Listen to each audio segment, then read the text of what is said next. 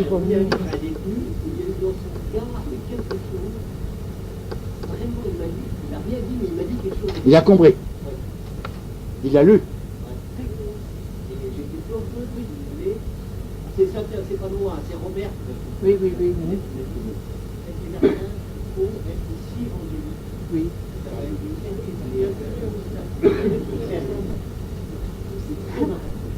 Alors, la deuxième chose, c'est que c'est pratique. Les matons, Et les si jours, les on gens a qui avec perfect. eux, ils vont être rapides. Eux, ils sortiront, mais nous, on a perpète. Voilà. Allez-y, madame. Oui. Je suis visiteuse en maison d'arrêt à Toulon et je confirme tout à fait parce qu'il y avait un détenu qui, pas un détenu, un surveillant qui était assez raide. Et une fois, j'ai battu un record, j'ai attendu 2h03 sur 3h30 qui me sont permis. Et j'ai beaucoup prié et j'ai demandé vraiment à toute l'équipe derrière parce que, effectivement, je prie avant d'aller à la prison, mais il y a aussi toute une équipe qui prie pendant que je suis en prison. Et donc, nous avons beaucoup prié pour cet homme et maintenant, il est complètement retourné, c'est du zèle. Et c'est pas par moi, mais c'est par la puissance de la prière. Amen. Amen. Amen. Alléluia. Et vous savez que c'est comme ça qu'a grandi en Angleterre le mouvement qui correspond au nôtre.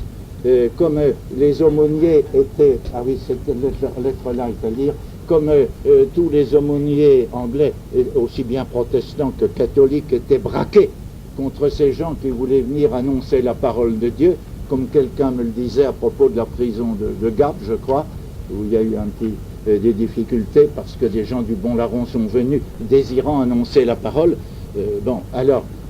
On a fermé toutes les prisons anglaises au groupe correspondant au nôtre en Angleterre. Vous savez comment ils se sont vengés? Ils ont monté des groupes de prière. Et il y a eu autant de groupes de prière au bout d'un certain temps que de prisons en Angleterre. Chaque groupe prenant une prison. Et après, il y a eu 2 groupes de prière pour une prison. Et au bout d'1 an ou 2, je ne sais plus, toutes les portes se sont ouvertes. Amen. C'est incroyable. Hein? Ah, si vous me permettez, nous continuons d'avancer. Il y a un témoignage de Dominique Arnaud-Larbe. Est-ce qu'il est là, Dominique? C'est Dominique. Est-ce que vous voudriez venir et vous mettre devant les micros, de façon que vous passiez à la postérité? Allez, Dominique, à vous. Et puis ensuite, on a cette lettre-ci qui est à vous. Ça, c'est très important. Allez-y, Mme Dominique. Plus fort, parce qu'on ne va pas vous entendre. Hein. J'ai eu malheureusement l'occasion de me trouver 6 mois incarcérée. Personne n'entend. Excusez-moi. J'ai eu un autre. L'occasion de me trouver incarcérée pendant 6 mois à la maison d'arrêt de femmes de Nice, enfin, au quartier femmes, puisqu'il y a 600 hommes et 40 femmes environ. Et je ne sais pas, j'aurais beaucoup de choses peut-être à dire. Ce que j'ai surtout reçu, je connaissais déjà le Seigneur avant, j'étais même sauvée, remplie du Saint-Esprit, mais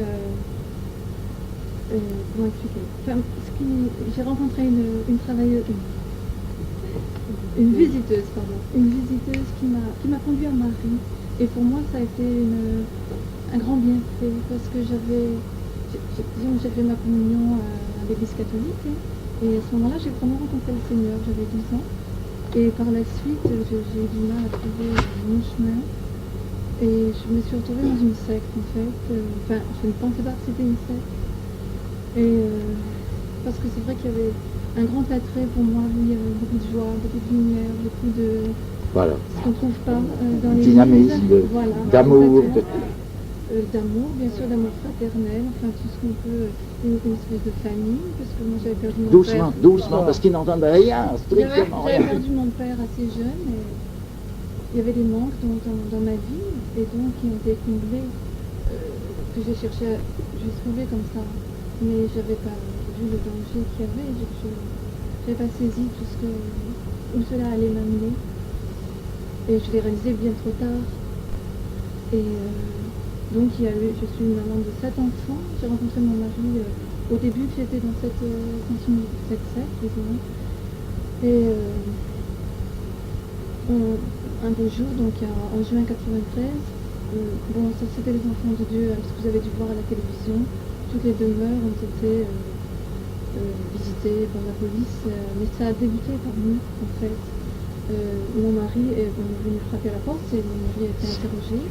Et ensuite, on m'a interrogé moi-même, et puis on nous a incarcérés. En fait, on m'a dit que dans un autre département, je n'aurais pas été incarcérée parce que je sais pas, moi-même, fait quelque chose. Mais j'ai donc vécu, quand je suis entrée en prison, j'ai dit je n'aurais plus jamais confiance en personne. Parce que cet arrachement brusque de mes enfants, j'avais encore une petite fille de 2 ans et demi qui prenait encore le sein. Si bien qu'au début, il y avait du lait qui coulait. Et j'ai souffert atrocement cet arrachement. Et je me suis dit, plus jamais je pourrais avoir confiance en personne. Mais bien sûr, je croyais en Dieu, donc j'ai dit, maintenant, c'est lui seul que je vais chercher toute seule. J'ai plus conditionnement, d'avoir quelqu'un qui va me dire, soit me conduire, même, puisque mon témoignage était un petit peu différent dans la mesure où moi, j'avais beaucoup de paroles, j'avais mémorisé énormément de versets, si bien même que je me suis crue persécutée, et j'avais des tas de versets qui pouvaient me faire croire cela, et qui pouvaient me dire que les souffrances du temps présent sont rien comparé à la gloire à venir, des tas de versets dans ma tête, et au contraire, moi j'ai dû traverser tout un brouillard pour que ça atteigne mon cœur, en fait. Et ce que j'ai souffert en prison, c'est une angoisse en pensant à mes enfants que je ressentais dans le cœur qui se refermait. Les mal. Et oui, absolument. Et la souffrance aussi par laquelle des choses, tout ce que je n'avais pas réalisé, je le réalisais tout à coup. Moi qui croyais vivre une espèce de paradis, mais qui était en fait plus une illusion qu'autre chose. Et être plongée dans la prison, ça m'a amené à un état de choc brusquement dans une réalité, d'autant que la prison, moi je vivais quand même en tant que mère de famille. Nous n'étions plus, enfin je me suis peut-être mal exprimée, nous avons été dans une secte, disons, 1 an et demi, et puis on s'est mariés à l'église catholique, et on est parti, on a vécu nos 3 foyers chrétiens, mais toujours en fait, au lieu de fréquenter l'église, toujours en lien par courrier, lien par le dimanche, des rencontres avec des gens, des enfants de Dieu. Si bien qu'on avait encore quand même toute une éducation, enfin qui était différente. Et il a fallu au contraire, moi, que je me purge de beaucoup de ce qui est quelque chose qui est faux pour trouver vraiment ce qui est vrai. Et ça a été un combat très très dur. Si bien que j'ai rencontré une visiteuse, Anne Daubanet, ça vous connaissez ? Non. Et bon, qui a été très très bien, elle a très bien compris. Et tout doucement, elle m'a conduit à Marie, elle m'a dit, remets tes enfants dans ses mains. Et je me suis laissée faire, j'ai surtout abandonné. Et puis ce que j'ai fait, j'ai tout de suite trouvé une Bible dans la prison, à l'école, il y a une bibliothèque. Et en cherchant, j'ai trouvé la Bible. J'ai dit, je vais la lire pour moi-même.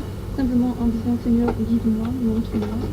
Puisqu'en plus, l'aumônier de la prison venait de mourir et il n'y a pas eu d'aumônier. Parce que la première chose, je me dis, j'ai besoin de me confesser, je vais me jeter dans les bras du Seigneur. Et il n'y avait pas d'aumônier.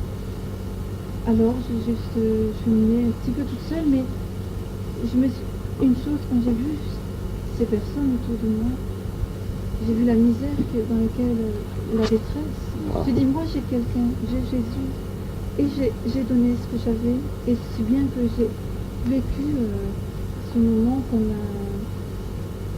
j'ai trouvé une grande joie, contrairement, comme on dit, à travers une grande souffrance, j'ai quand même vécu une grande joie, et je vois, c'est vrai que les femmes en plus sont peu occupées, et sont très très souvent dans la cour, soit à lire des magazines, ou tourner en rond, hein. Et donc je chantais souvent des louanges du Seigneur en tournant. Et le Seigneur m'a vraiment protégée de rencontres qui n'auraient pas... il m'a toujours donné les gens qui avaient besoin du Seigneur, il m'a conduit vers eux. Si bien que dans les cellules, il y avait des petits feuillets de la bonne semence. Et comme du fait que moi... Le calendrier avec des vécu, passages d'évangile pour chaque jour. Qui est très très bien, très bien fait. Et j'ai simplement vécu de moi vivre avec le Seigneur. Et simplement, les autres en voyant cela, qu'est-ce que tu vis? Au repas, je priais donc pour le repas, et ceux qui avaient envie, ils disaient, moi je lis ça, est-ce que vous voulez l'entendre? Et bien sûr, il y a une grande faim pour la parole. Et beaucoup moi j'ai jamais lu la Bible, et bien peut-être que au moins maintenant je vais la lire bien. Et donc, le Seigneur m'a utilisé, c'est vrai, dans ce sens-là. Il m'a beaucoup apporté de réconfort, sinon j'avais une telle angoisse parce que les enfants, il y a un tel soupçon, c'était tellement... J'ai vécu ça, une telle humiliation pour moi, vraiment très forte. Humiliation. Oui, c'est surtout l'humiliation qui, bon, peut-être quelque part j'en avais besoin, parce qu'il y avait un grand orgueil spirituel dans le fait de... Quand on appartient à une secte, on croit vraiment qu'on est le meilleur, que... Hein, alors, bon, c'était un investissement par lequel peut-être je devais passer, mais on ne peut pas comprendre. Je me dis, mais jamais de ma vie j'aurais pensé aller en prison. Non, parce qu'on se dit, moi qui faisais quand même, qui avait l'air de faire quelque chose de bien. Donc, et en sortant de prison, par contre, sortir de prison, c'est recevoir une claque dans la figure. Parce que tout